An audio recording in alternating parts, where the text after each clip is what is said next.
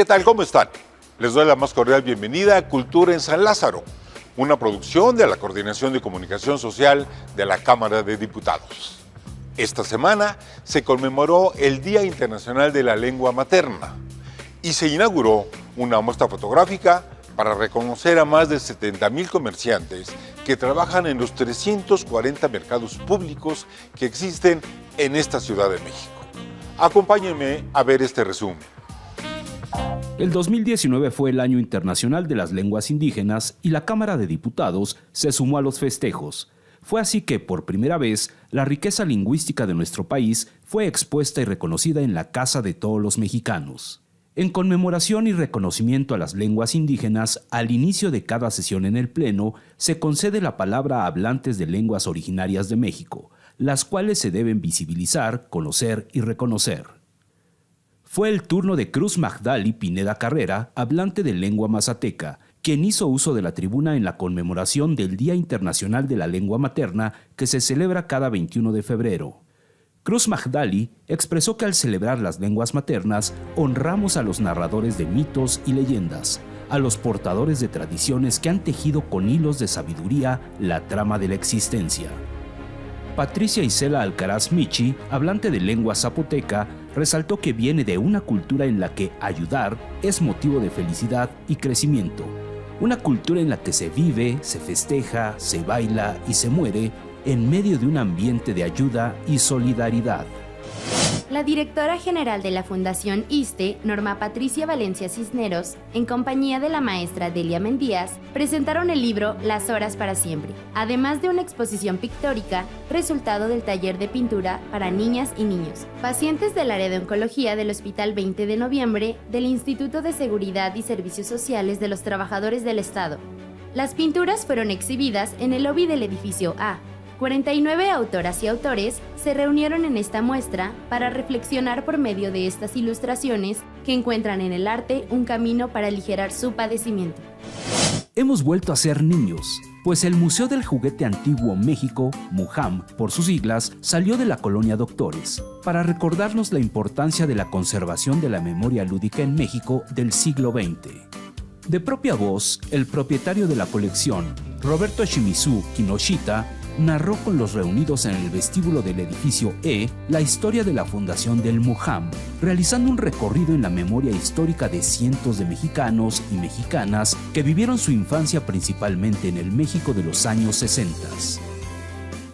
El pasado martes se llevó a cabo la exposición Olores, Colores y Sabores de los mercados públicos de la Ciudad de México, donde podemos ver la vida cotidiana de los mercados más emblemáticos de esta ciudad.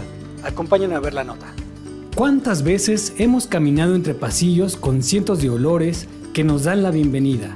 El olor a la fruta fresca, a hierbas, a comida que no pasan desapercibidos, y en esa mezcla de colores y sabores nos hacen recordar quiénes les dan vida. Cada fotografía expuesta es un testimonio de la importancia de los mercados como patrimonio vivo de nuestra ciudad. Estas imágenes nos adentran en la formación de los mercados y las formas de trabajo en el arraigo de las comunidades. Esta exposición busca rendir un merecido reconocimiento a todos aquellos que, con su trabajo diario y resiliencia, conforman la gran comunidad de más de 70,000 comerciantes de los mercados públicos de la Ciudad de México.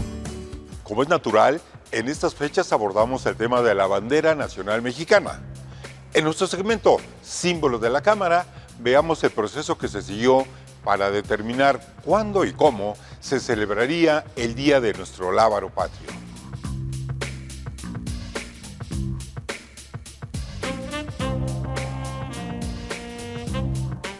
Bienvenidos a la sección Símbolos de la Cámara. En esta ocasión hablaremos acerca de la bandera nacional de México y cuál ha sido su trayectoria legislativa a partir del movimiento de independencia y su consumación. La bandera mexicana es uno de los pilares legislativos del país, porque cierto es que convoca a la identidad, pero con una vocación de libertad republicana.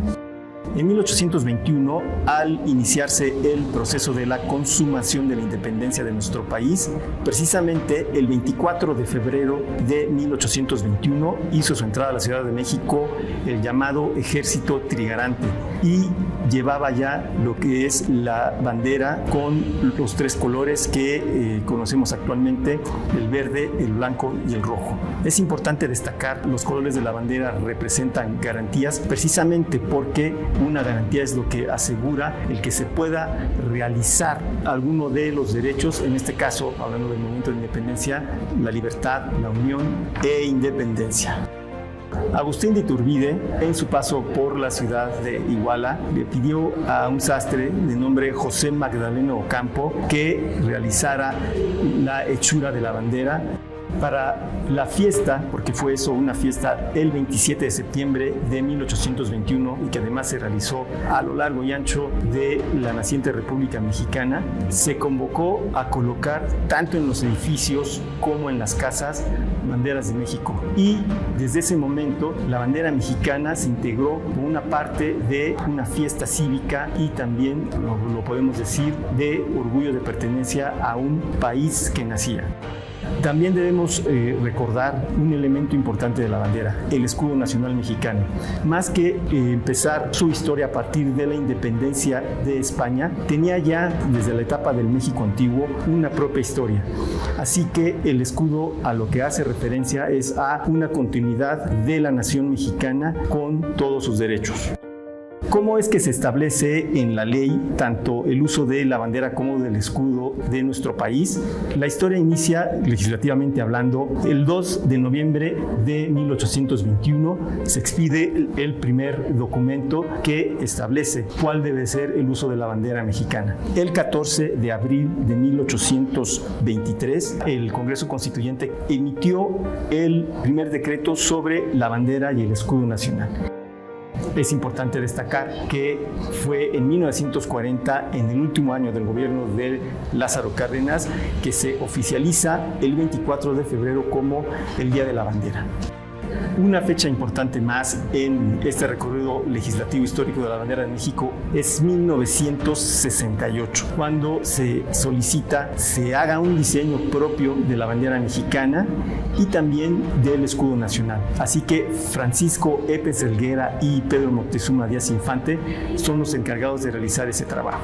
Y es hasta el año de 1984 que se reúnen diferentes disposiciones legislativas en una ley de la bandera y los símbolos patrios, y que desde ese año tenemos ya claramente establecido, hablando legislativamente, cómo es que debe ser el uso de los símbolos patrios en nuestro país.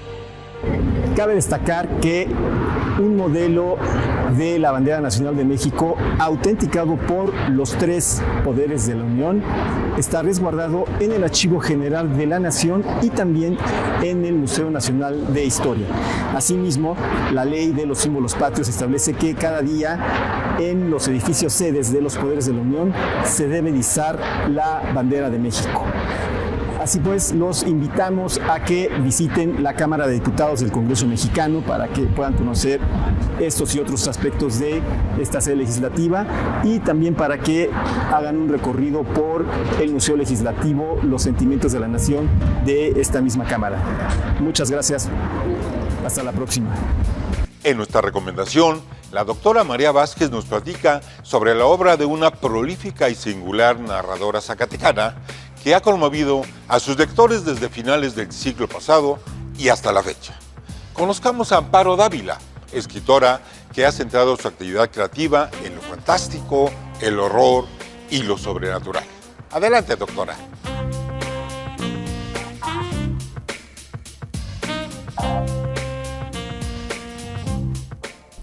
Hoy conmemoramos el natalicio de Amparo Dávila, quien falleció el 18 de abril de 2020, dejando una gran obra. Sobresaliente narradora, es una de las primeras voces en nuestro país que centró su obra creativa en lo fantástico, en lo sobrenatural. Es considerada una de las cuentistas mexicanas más singulares del siglo XX, con memorables narraciones cortas, impregnadas del pueblo minero Pinos, su tierra natal. Iglesias, jardines, árboles enigmáticos, cascos de hacienda, edificios antiguos, fuentes, matizados por la cantera rosa de Zacatecas. Amparo Dávila cursó sus primeros estudios en San Luis Potosí y fue una escritora precoz en cuanto a sus publicaciones, pues en 1950, a los 22 años, publicó su primer poemario, Salmos bajo la luna, al que siguieron los poemarios Meditaciones en la orilla del sueño y Perfil de soledades. Posteriormente se mudó a la Ciudad de México para cursar sus estudios universitarios y en esa época fue secretaria de Alfonso Reyes, lo cual fue fundamental en su trayectoria, así como su amistad entrañable con el gran escritor Julio Cortázar. Tiempo destrozado. En 1959 apareció este libro, que es el número 46 de Letras Mexicanas, la colección del Fondo de Cultura Económica.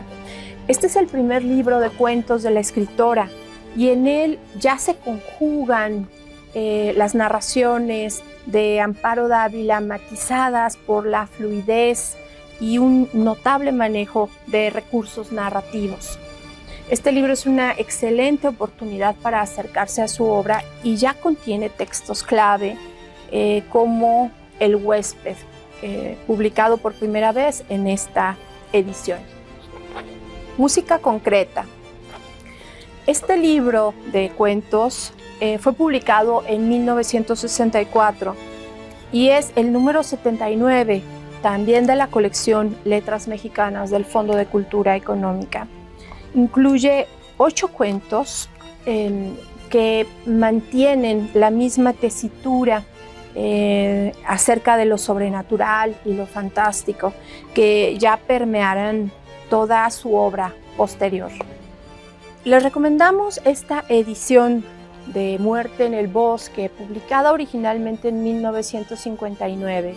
Esta edición en concreto fue publicada en 1985 y contiene algunos cuentos considerados como literatura fantástica, poblada de mitos, de narrativas antiguas, que ya aparecen también en Tiempo destrozado y Música concreta.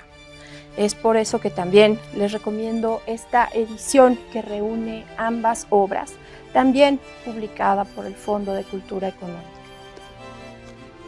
Árboles petrificados. Esta edición, publicada por Joaquín Mortiz por primera vez en 1977, le valió a Amparo Dávila el premio Javier Villaurrutia.